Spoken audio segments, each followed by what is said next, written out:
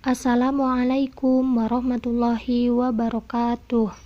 Kami dari kelompok 6 yang terdiri dari Ai Lutfi Latifah, Zulfa Aulia Zahra, dan Fahmi Nur Fauziah.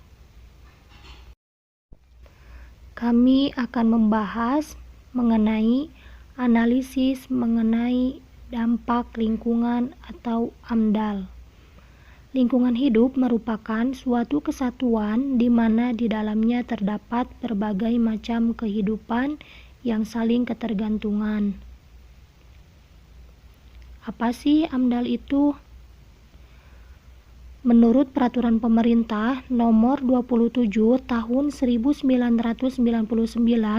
AMDAL merupakan suatu kajian dari suatu dampak besar dan juga penting dalam melakukan pengambilan keputusan suatu usaha ataupun juga aktivitas yang direncanakan di dalam lingkungan hidup.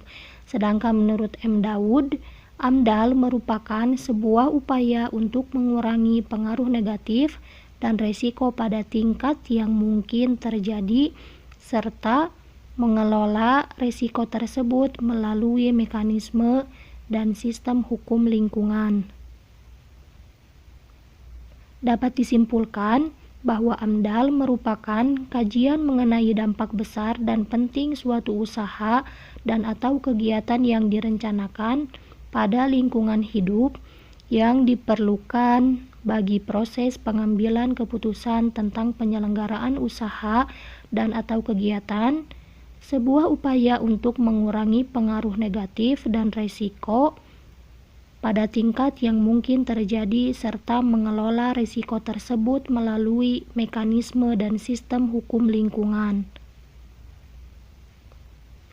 Allah Subhanahu wa Ta'ala berfirman dalam Quran Surat Ibrahim ayat 32-34 yang artinya, Allah lah yang telah menciptakan langit dan bumi dan menurunkan air hujan dari langit, kemudian dengan air hujan itu dia mengeluarkan berbagai buah-buahan sebagai rezeki untukmu. Dan dia telah menundukkan kapal bagimu agar berlayar di lautan dengan kehendaknya, dan dia telah menundukkan sungai-sungai bagimu. Dan dia telah menundukkan matahari dan bulan bagimu yang terus-menerus beredar dalam orbitnya, dan telah menundukkan malam dan siang bagimu.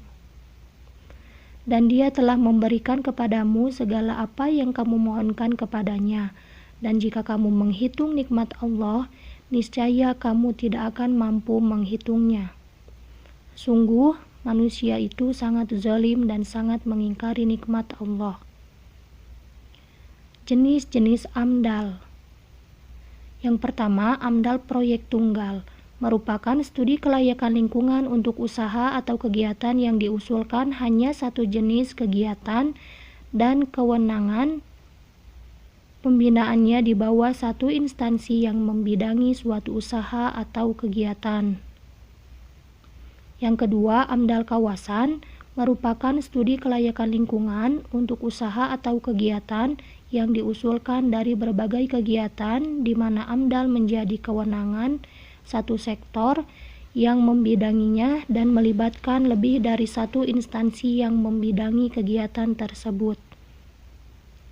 Yang ketiga, AMDAL terpadu atau multisektor merupakan studi kelayakan lingkungan untuk usaha atau kegiatan yang diusulkan dari berbagai jenis kegiatan dengan berbagai instansi teknis yang membidangi dan penting usaha atau kegiatan yang direncanakan terhadap lingkungan hidup dalam satu kesatuan hamparan ekosistem, zona pengembangan, wilayah atau kawasan sesuai dengan RT RW yang ada. Yang keempat, AMDAL regional merupakan studi kelayakan lingkungan untuk usaha atau kegiatan yang diusulkan terkait satu sama lain. Tujuan AMDAL. Secara umum, tujuan AMDAL yaitu untuk menjaga dan meningkatkan kualitas lingkungan serta menekan pencemaran sehingga dampak negatifnya menjadi sekecil mungkin. AMDAL memiliki beberapa tujuan untuk masyarakat, di antaranya, yang pertama, digunakan sebagai bahan perencanaan pembangunan suatu wilayah. Yang kedua, membantu proses pengambilan keputusan tentang kelayakan lingkungan hidup dari rencana usaha atau kegiatan yang dibuat. Yang ketiga, memberi masukan untuk penyusunan desain rinci teknis dari rencana usaha atau kegiatan. Yang keempat, memberi masukan untuk penyusunan rencana pengelolaan dan pemantauan lingkungan hidup dari rencana usaha atau kegiatan. Dan yang terakhir, memberi informasi bagi masyarakat atas dampak yang ditimbulkan dari rencana suatu usaha atau kegiatan. Selanjutnya, fungsi AMDAL. AMDAL berfungsi sebagai penetapan pengambilan keputusan seperti yang tercantum dalam pasal 1 ayat 1 Peraturan Pemerintah Nomor 27 Tahun 1999, yaitu AMDAL adalah kajian mengenai dampak besar dan penting suatu usaha dan atau kegiatan yang direncanakan pada lingkungan hidup yang diperlukan bagi proses pengambilan keputusan tentang penyelenggaraan usaha dan atau kegiatan. Nah, pengambilan keputusan adalah proses memilih suatu alternatif cara bertindak dengan metode yang efisien sesuai dengan situasi. Selanjutnya, terdapat beberapa fungsi AMDAL, yaitu yang pertama, sebagai acuan dalam mengambil keputusan tentang kelayakan sebuah rencana usaha atau kegiatan terhadap lingkungan hidup. Yang kedua, sebagai masukan dalam menyusun rencana pengelolaan serta pemantauan lingkungan hidup.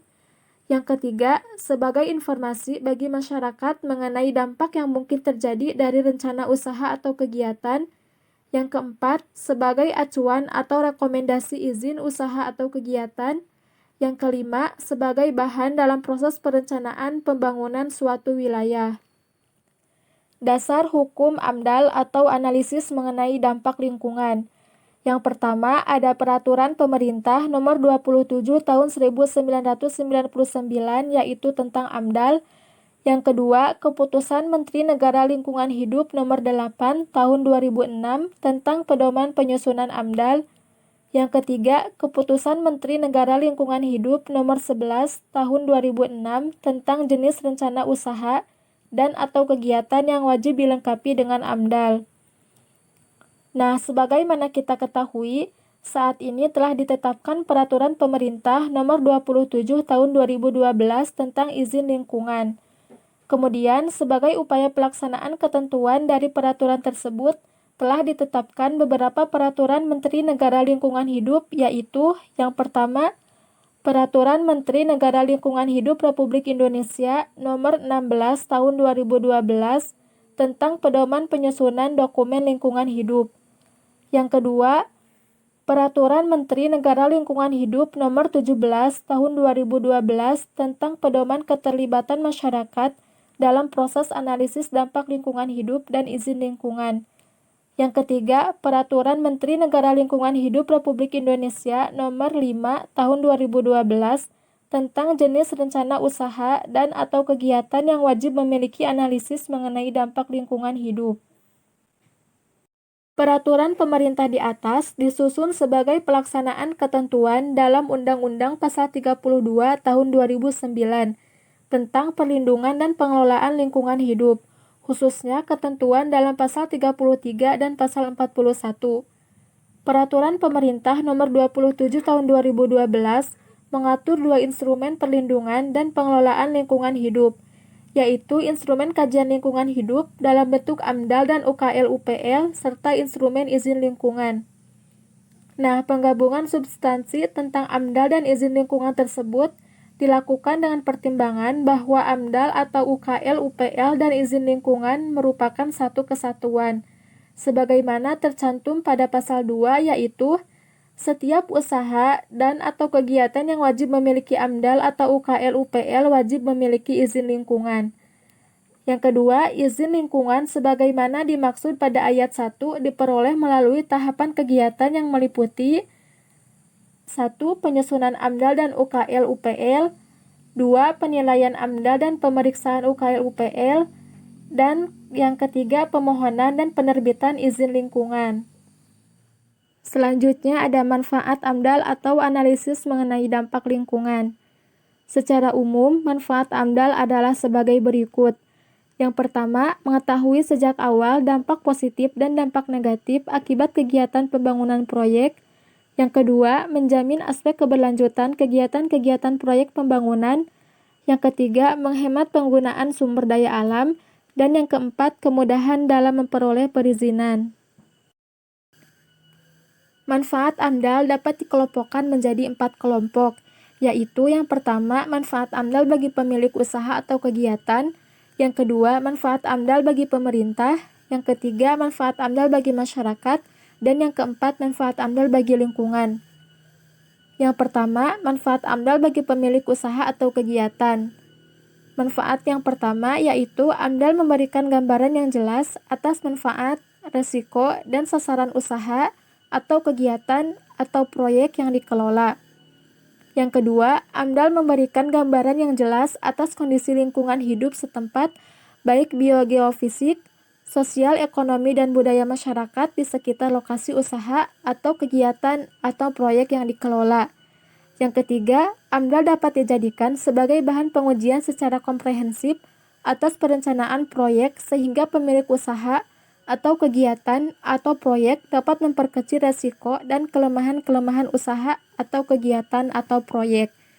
Yang keempat, AMDAL dapat dijadikan sebagai landasan perencanaan pengelolaan lingkungan yang lebih baik dan merupakan bagian dari pengelolaan pembangunan usaha atau kerja atau proyek secara keseluruhan.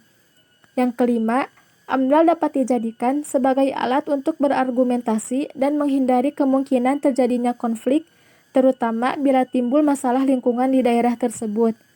Yang terakhir, AMDAL dapat dijadikan sebagai alat untuk meningkatkan partisipasi masyarakat di sekitar lokasi usaha atau kegiatan atau proyek terhadap pengamatan dan keselamatan usaha atau kegiatan atau proyek. Yang kedua, manfaat AMDAL bagi pemerintah. Manfaat yang pertama yaitu AMDAL dapat dimanfaatkan pemerintah untuk mengontrol pengelolaan lingkungan oleh pemilik usaha atau kegiatan atau proyek. Yang kedua, AMDAL dapat dimanfaatkan pemerintah untuk mengontrol penggunaan sumber daya alam dan lingkungan oleh pemilik usaha atau kegiatan atau proyek. Yang ketiga, AMDAL dapat dimanfaatkan pemerintah untuk mencegah kerusakan dan pemborosan penggunaan sumber daya, baik yang digunakan oleh pemilik usaha atau kegiatan atau proyek atau oleh pihak lain.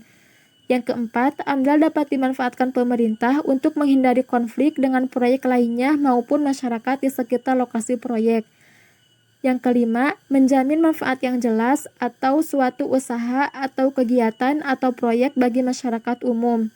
Selanjutnya, memberikan jaminan bagi keberlanjutan pembangunan, kemudian meningkatkan tanggung jawab semua pihak terhadap pengelolaan lingkungan, kemudian AMDAL dapat digunakan sebagai bahan masukan bagi perencanaan pembangunan wilayah, kemudian AMDAL berguna bagi kepentingan pengembangan ilmu pengetahuan dan teknologi, dan AMDAL berguna untuk kepentingan penelitian terkait dan pengembangan penelitian. Yang ketiga, manfaat AMDAL bagi masyarakat. Yang pertama, AMDAL dapat dimanfaatkan masyarakat untuk mengontrol pengelolaan lingkungan oleh pemilik usaha atau kegiatan atau proyek.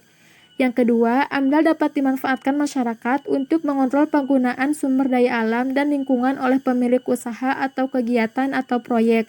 Yang terakhir, AMDAL dapat dimanfaatkan masyarakat untuk menambah ilmu pengetahuan dan teknologi. Yang keempat, manfaat AMDAL bagi lingkungan hidup. Yang pertama, terpeliharanya kualitas lingkungan secara baik dan terjaminnya ketersediaan sumber daya alam secara keberlanjutan. Lalu, materi yang selanjutnya yaitu contoh kegiatan AMDAL. Peraturan Menteri Negara Lingkungan Hidup Nomor 11 Tahun 2006 tentang jenis rencana usaha atau kegiatan yang wajib dilengkapi dengan analisis mengenai dampak lingkungan, menetapkan berbagai bidang kegiatan yang wajib dilengkapi AMDAL antara lain 1. Usaha atau kegiatan bidang pertahanan 2. Usaha atau kegiatan bidang pertanian 3. Usaha atau kegiatan bidang perikanan 4. Usaha atau kegiatan bidang kehutanan 5. Usaha atau kegiatan bidang perhubungan 6. Usaha atau kegiatan bidang teknologi satelit 7. Usaha atau kegiatan bidang perindustrian 8. Usaha atau kegiatan bidang pekerjaan umum. 9. Usaha atau kegiatan bidang sumber daya energi dan mineral. Lalu yang ke-10 ada usaha atau kegiatan bidang pariwisata. 11. Usaha atau kegiatan bidang pengembangan nuklir. Lalu yang ke-12 ada usaha kegiatan bidang pengelolaan limbah B3. 13. Usaha atau kegiatan bidang rekayasa genetika. Lalu untuk materi yang terakhir yaitu adalah pentingnya AMDAL. AMDAL sangat penting karena dapat digunakan untuk menentukan dampak lingkungan dari pendirian usaha atau kegiatan tertentu. Selain itu, AMDAL juga dapat digunakan untuk mengambil keputusan tentang bisnis atau kegiatan. Sekian presentasi dari kelompok kami. Mohon maaf apabila terdapat banyak kesalahan. Wassalamualaikum warahmatullahi wabarakatuh.